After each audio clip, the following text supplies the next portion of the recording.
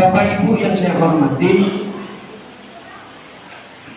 hari ini adalah hari peringatan hari lahirnya baginda Rasul Shallallahu Alaihi Wasallam. Banyak yang nggak tahu, banyak yang ora-ora bahwa sejatinya bukan saja ini bulan hari lahirnya Kanjeng Nabi, tapi sekaligus ini bulan hari wafatnya baginda Rasul Shallallahu Alaihi Wasallam. Sehingga Kanjeng Nabi dahulu, mana apa syai'un fa'aksara dzikruhu, barang siapa yang mengaku cinta kepada baginda Rasul, berarti kedua bibirnya selalu terlafazkan sholawat nama baginda Rasul Shallallahu Alaihi Wasallam. Ya Nabi, ya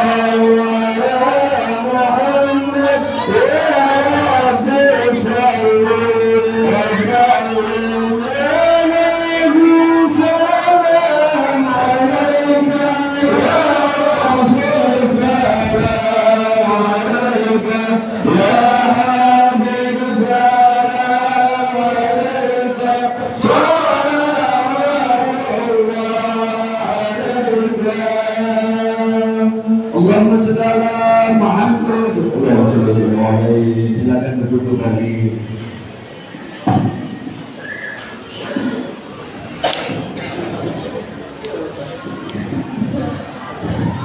Bapak Ibu yang saya hormati, bulan ini bukan saja bulan kelahiran baginda Rasul Sallallahu Alaihi Wasallam, tapi sekaligus bulan ini juga bulan kewafatan, bulan kembalinya baginda Rasul Sallallahu Alaihi Wasallam. Suatu ketika Allah panggil malaikat Jibril menghadapnya. Ya Jibril, turun ke bumi, ajak 3 malaikat menyertaimu, datang dan tanyakan kepada kekasihku Muhammad Sallallahu Alaihi Wasallam.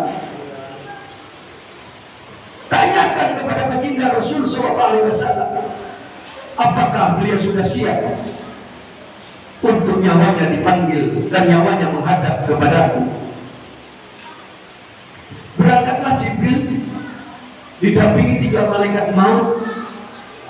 Langit 1 Jibril masih ada, 2, 3, 4, 5, 6 Jibril masih ada. Ketika nyampe di langit yang ke-7, Jibril berkata, hai malaikat maut, saya cukup nyampe di sini. Saya nggak ikut ke tempat baginda Rasul sahabatku, karena saya nggak sanggup nanti melihat kekasihnya Allah, melihat sahabatku dipanggil nyawanya, diambil nyawanya oleh kalian bertiga.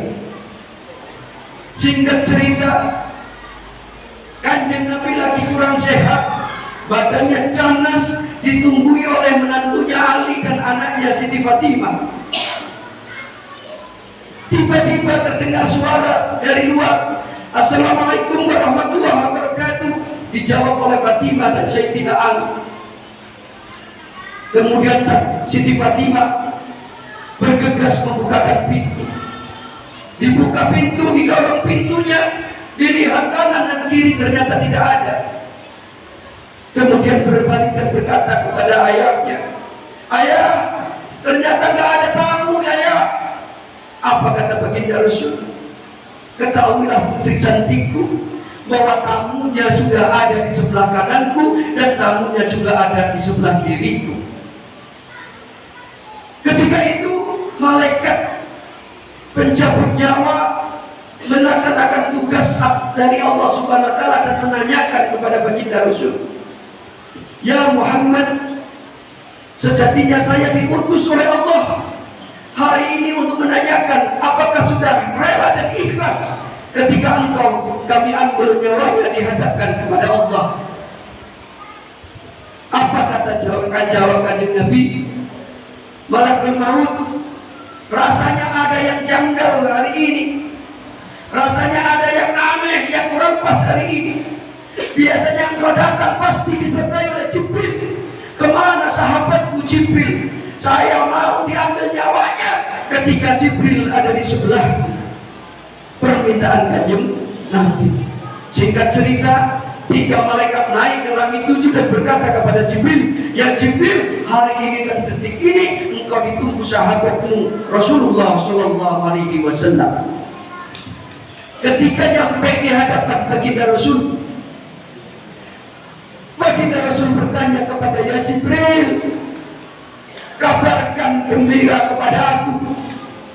"Ya Jibril, kabari kanggoku, apa yang kabar gembira yang datang dari Allah untukku?" Jibril menyampaikan, "Wahai sahabatku, Allah telah mengabarkan gembira kepada engkau. Pintu surga tidak akan terbuka. Surga tidak akan terbuka sebelum engkau memasuki surga terlebih dahulu." Kemudian apa lagi ya Jibril? "Allah mengabarkan kepadaku sahabatku bahwa engkau telah diampuni dosanya, mata ketambah mentempi, dosa yang sudah dilakukan dan dosa yang belum dilakukan." Kata Kanjeng Nabi, "Terima kasih ya Jibril." Lalu apa lagi? Ada kabar gembira lagi. "Kalau sudah diampuni dosanya itu saya," kata Kanjeng Nabi, "masuk surga terlebih dahulu saya itu Jibril."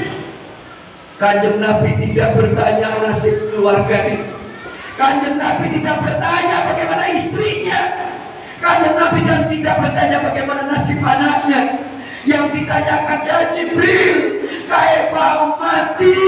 Jibril, nanti umatku bagaimana? Nama umatnya yang disebut yaitu kita yang hadir pada saat ini. Ketika Kanjeng Nabi bertanya, malaikat Jibril menghadap Allah, kemudian balik lagi, singkat cerita dikabarkan oleh malaikat Jibril kepada Kanjeng Nabi, "Ya Muhammad, barusan Allah berfirman kepadaku bahwasanya surga tidak boleh ada yang masuk terlebih dahulu sebelum semua umatmu masuk surga." Allahumma sholli ala Muhammad. Kemudian ketiga malaikat yang 3 maju, Siti Fatimah mundur, Sayyidina Ali minggir, malaikat Jibril jauh 2 meter dari tempat baginda Rasul dan tidak mau menghadap baginda Rasul. Kemudian malaikat maut bertanya, "Sudahkah siap ya Rasulullah?" Kemudian Kanjeng Nabi menjawab, "Ketahuilah malaikat, 24 Nabi dan Rasul sudah akhir jabatannya.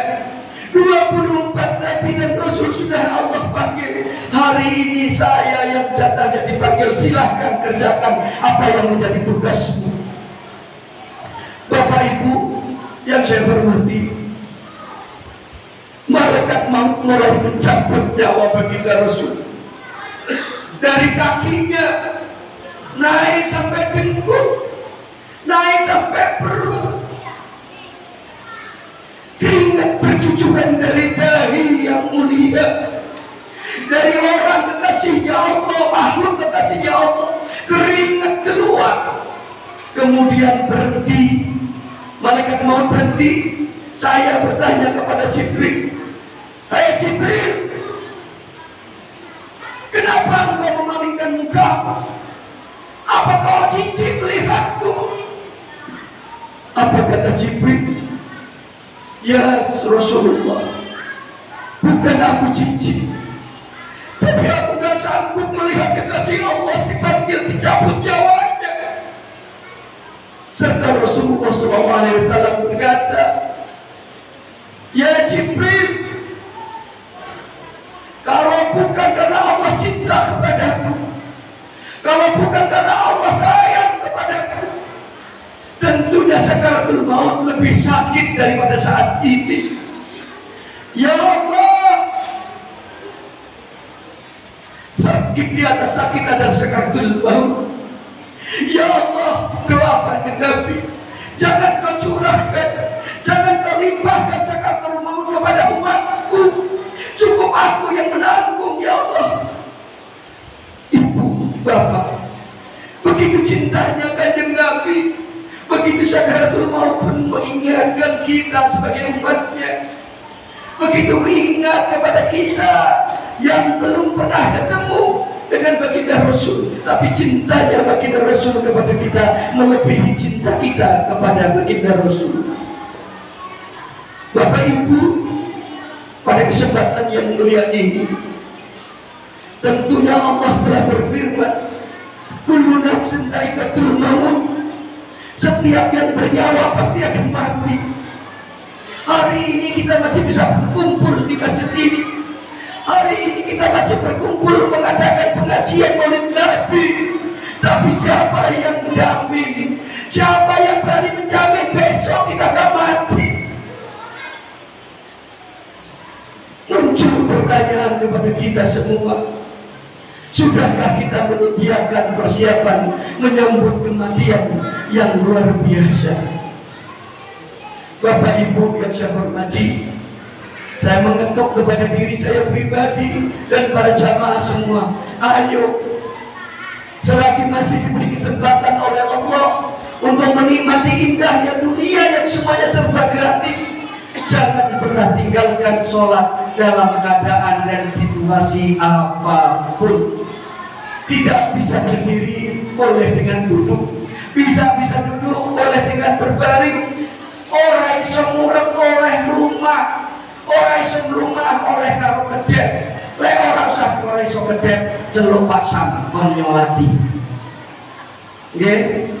Dalam kondisi apapun, saya berpesan, awaluma yuhasabu bihil abdi as-sholat. Pertama yang nanti dihisab di hadapan Allah adalah sholat kita. Idza sholahat dulu. Ketika sholat kita baik, semuanya ikut baik. Ketika sholat kita jelek, yang lain ikut jelek. As-sholatu ra'sul ibadah. Sholat itu kepalanya ibadah. Wong urip tanpa mata banyak, orang hidup tanpa tangan akeh, wong hidup tanpa suku naya. Tapi kalau ada orang hidup tanpa kepala, jangankan anak kecil, kita yang tua pun takut. Itulah perumpamaan orang hidup yang gak sholat, laksana orang hidup tapi tidak punya kepala. Ini saja yang dapat saya sampaikan. Mudah-mudahan ketika kita dipanggil oleh Allah Subhanahu wa taala, kita mati dalam keadaan husnul khotimah. Amin ya rabbal alamin. Wallahu muwaffiq ila aqwamit thoriq. Assalamualaikum warahmatullahi wabarakatuh.